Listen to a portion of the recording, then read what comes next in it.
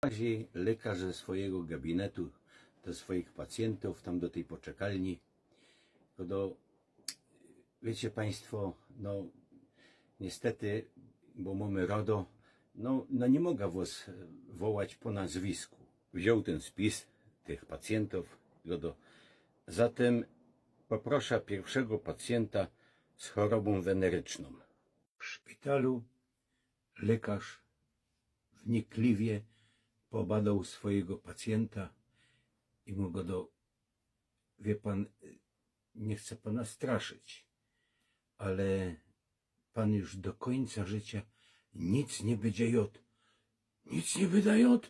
Ale, panie Furgo, przez te 2 godziny jakoś pan wytrzymie. Przyszła baba do lekarza z takim fest chorym hopem. On go tam pobadał i w końcu wziął ta kobieta na bok i wie pani co, jest tu szansa, ale to by trzeba było tak. Po pierwsze, hobby bym musiał regularnie dobrze se zjeść. Musiałbym mieć takie życie bezstresowe.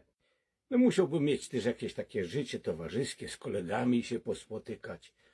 Seksu, jakby seksu, to by też mu to pomogło.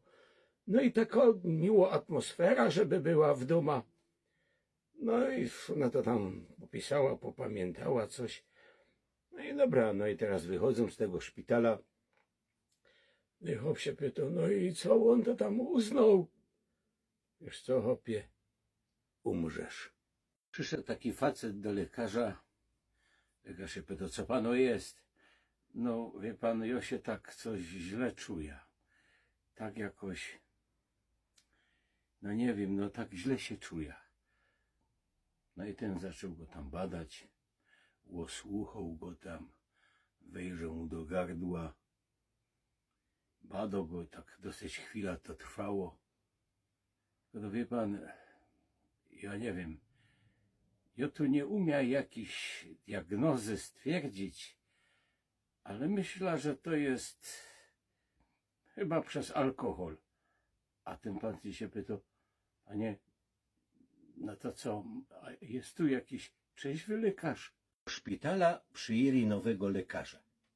I ten ordynator godo do niego, panie doktorze, ja mam nadzieję, że pan będzie lepiej leczył tych ludzi niż pański poprzednik.